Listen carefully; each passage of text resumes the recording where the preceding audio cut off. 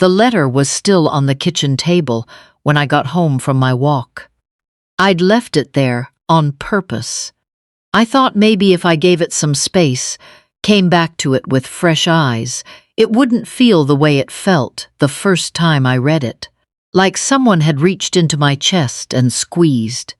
It still felt that way. I'm 68 years old. I live in a 2-story house in Stratford, Ontario, that my late husband and I bought in 1987 for $114,000. Back then, the maple in the front yard was barely taller than my son was.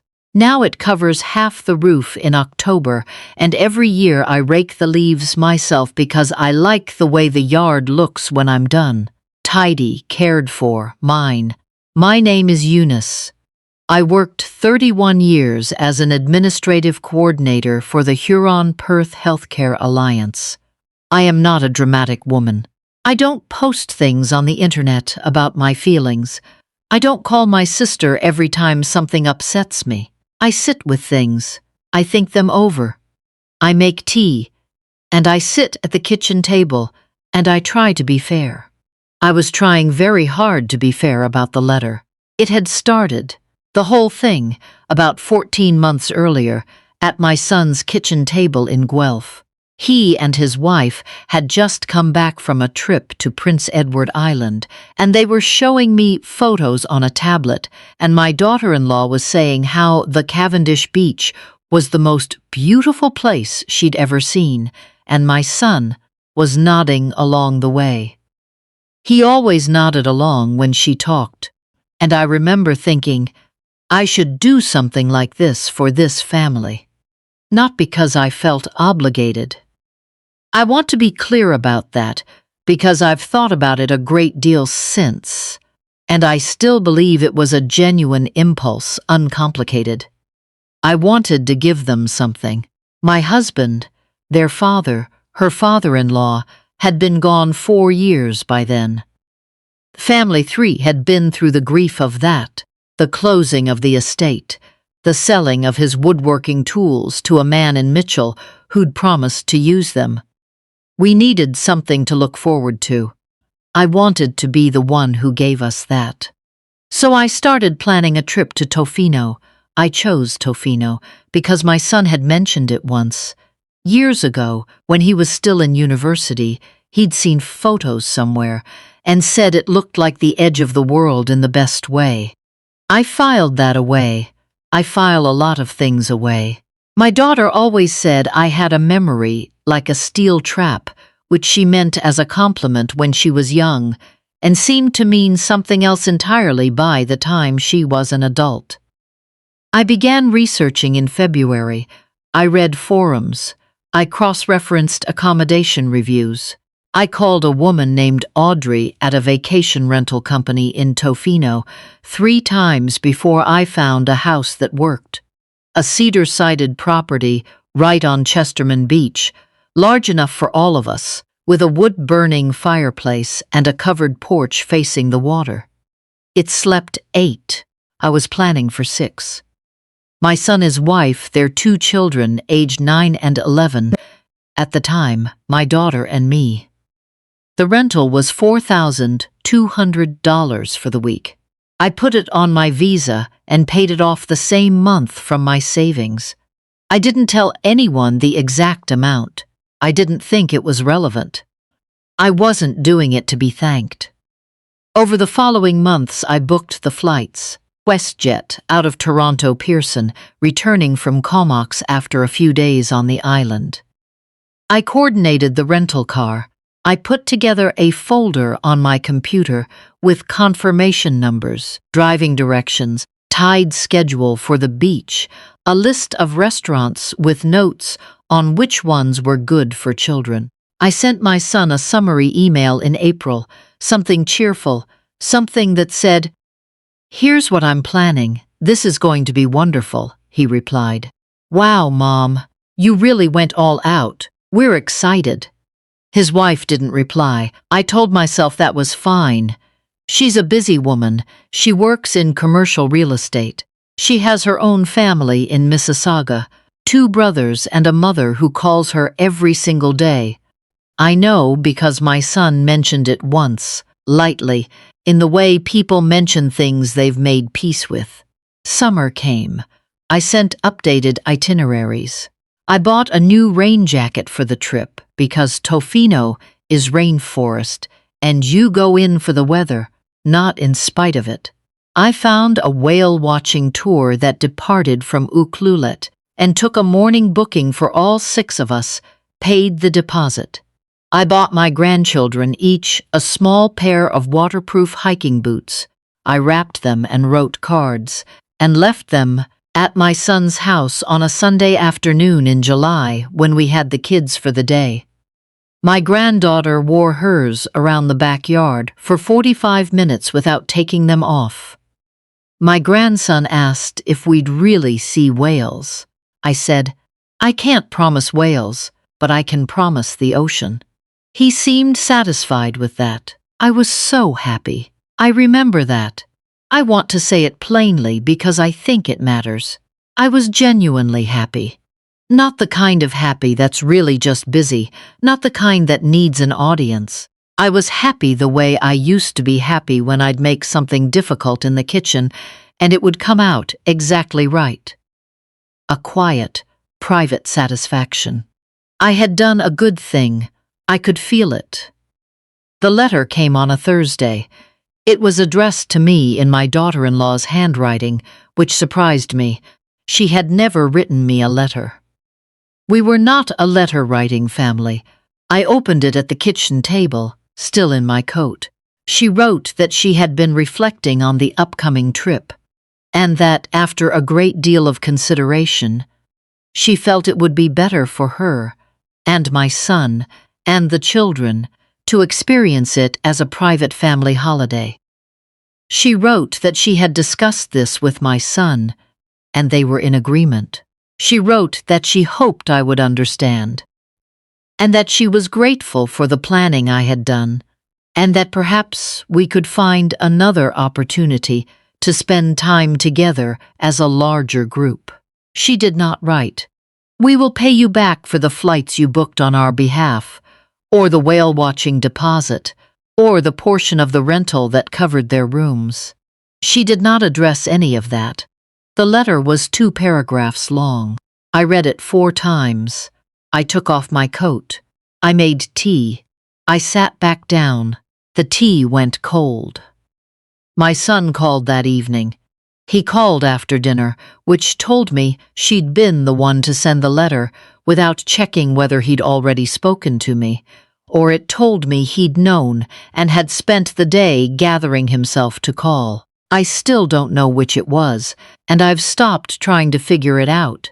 He said, "Mom, I know this is hard," I said. "It isn't hard. It's very clear."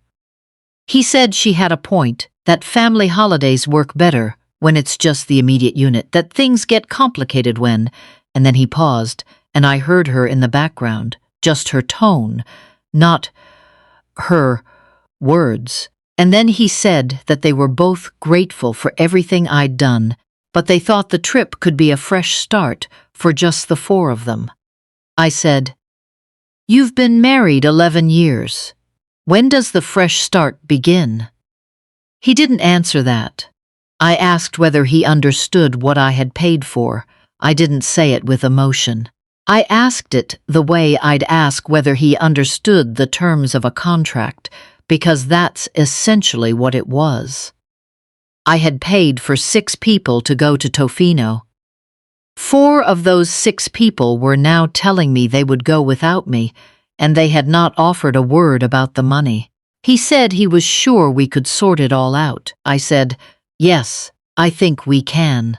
After I hung up, I sat for a very long time in my husband's old chair in the living room. I don't sit in it often. It still holds the shape of him in some strange way. The armrests are worn where his hands rested, the cushion depressed where he has always sat slightly to the left. I sat in it that night, and I thought about 38 years of being a mother. I thought about the year my son was 11, and I drove him to hockey practice at 5:15 in the morning, twice a week for 8 months, and how I never once made him feel guilty about it. I thought about the money I lent him after his first job fell apart, the interest-free kind, the kind I told him not to worry about. I thought about the nights I stayed on the phone with him when his marriage was new and difficult. When I listened to his wife's name said with frustration, and I said nothing critical, because it wasn't my place, because I was his mother, and my job was to hold the space, not fill it. When did I become the one who needed to be managed? I did not sleep well. But I woke up the next morning with a very settled feeling, which I've come to recognize in myself as the sign that I've made a decision without quite knowing I'd made it. I went to my computer. I opened the folder I'd labeled Tofino Family 2026.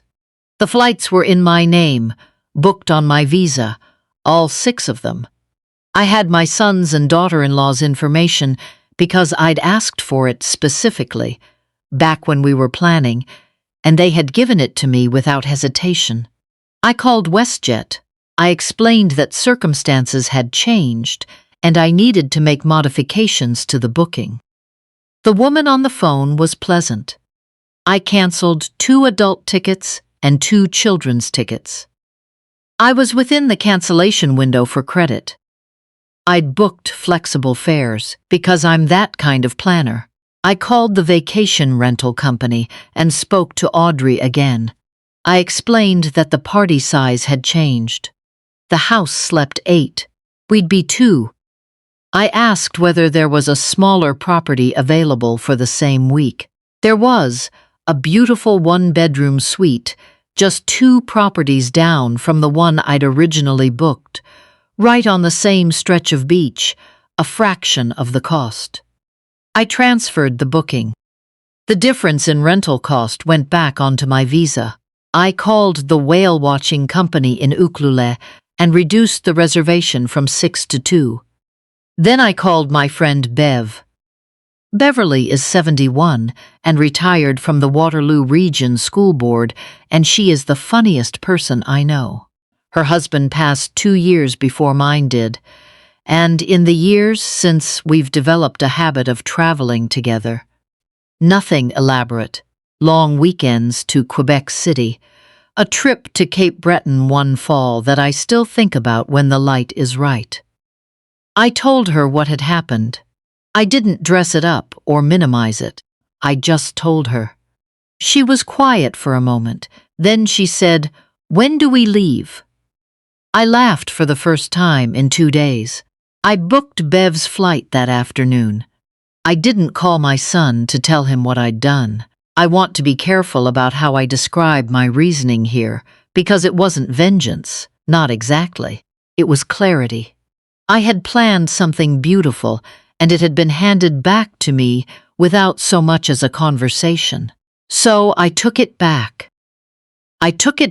And I shaped it into something that would still be beautiful, just differently. 3 weeks before the trip, my son called. He said they were looking forward to Tofino and wanted to confirm the address of the rental house. I said, "I'm not sure what you mean." He said, "The trip, the house on Chesterman Beach. He'd put in time off work." I said, "I canceled those tickets in March." The silence was very long. He said, "You canceled our tickets?" I said, "You told me you weren't including me in the trip." "I took that to mean you had your own arrangements," he said, and I could hear the shift in his voice. That particular register I'd known since he was a teenager, the one that meant he was trying to stay calm while feeling anything but.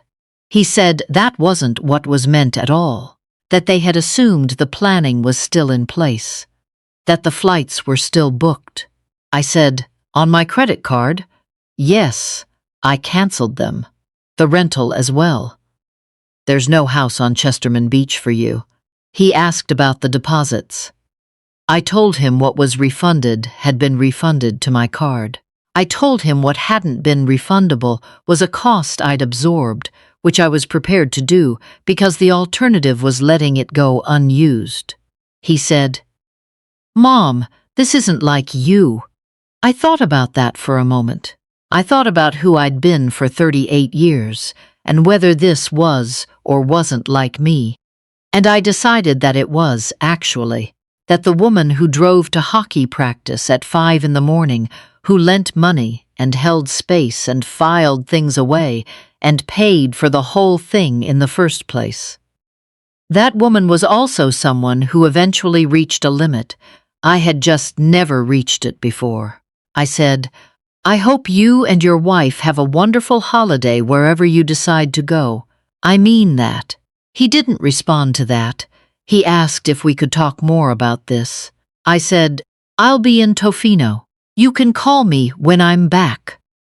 The drive from Comox to Tofino takes a little over 2 hours on Highway 4, and for most of it you're in the mountains. Trees on both sides so tall they make you feel small in the best way. Bev drove, and I navigated, and we talked about nothing important. Her granddaughter, who had just started kindergarten, a book she'd been reading, the sandwich we'd stopped for in Port Alberni that had been better than expected. The suite was small and cedar-paneled and smelled like the ocean before we even opened the windows. We walked to the beach that first evening after we'd unpacked. The sand was dark and the waves were enormous. The kind of waves that arrive from somewhere far out in the Pacific and carry the energy of that whole distance with them. Bev stood at the waterline and held her arms out and said something into the wind that I couldn't hear. I didn't ask what it was. Some things are private. I thought about my granddaughter in her little waterproof boots, running around the backyard in July. I had been so sure I knew what that trip was going to look like. I had imagined it in such detail.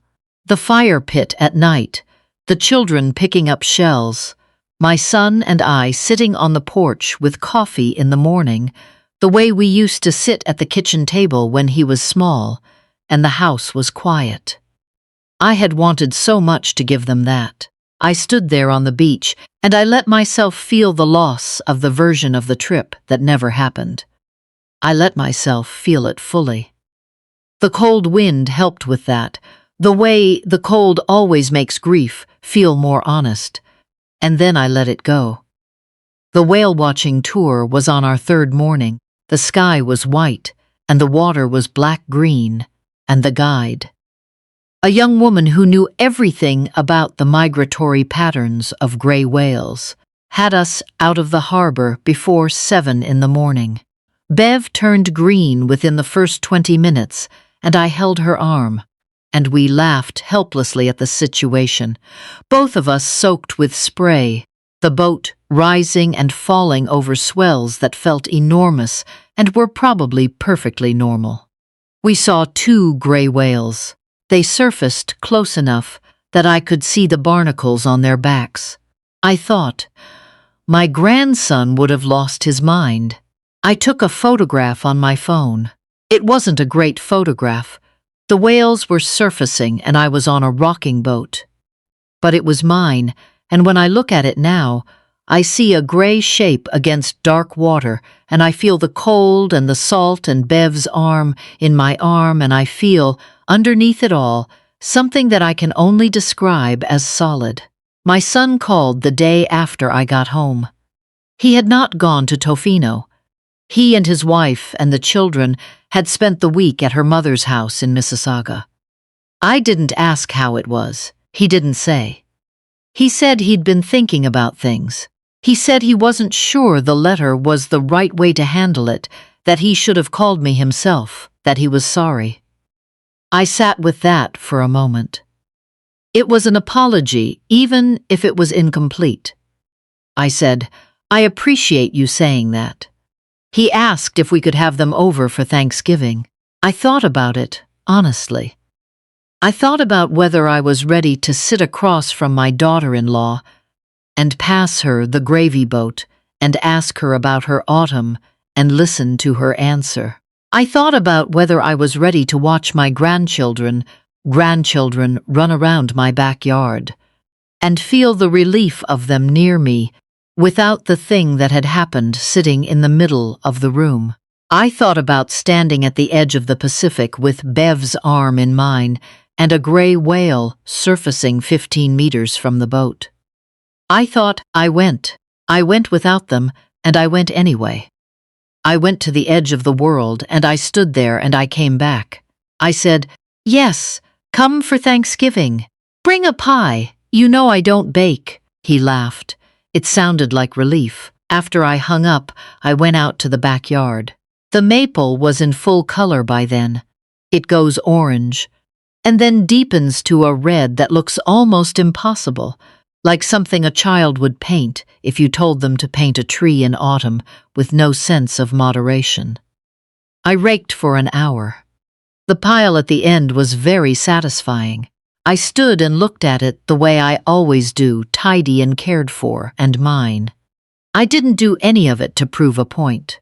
I did it because I am 68 years old, and I have spent a long time arranging things for other people, putting away money and making phone calls and paying for things without being asked, and I had finally learned, later than I should have, but still, that the person who plans the trip gets to go on it, even if she goes alone, even if she goes with her funny, seasick friend and 2 gray whales and a porch facing the ocean. Especially then.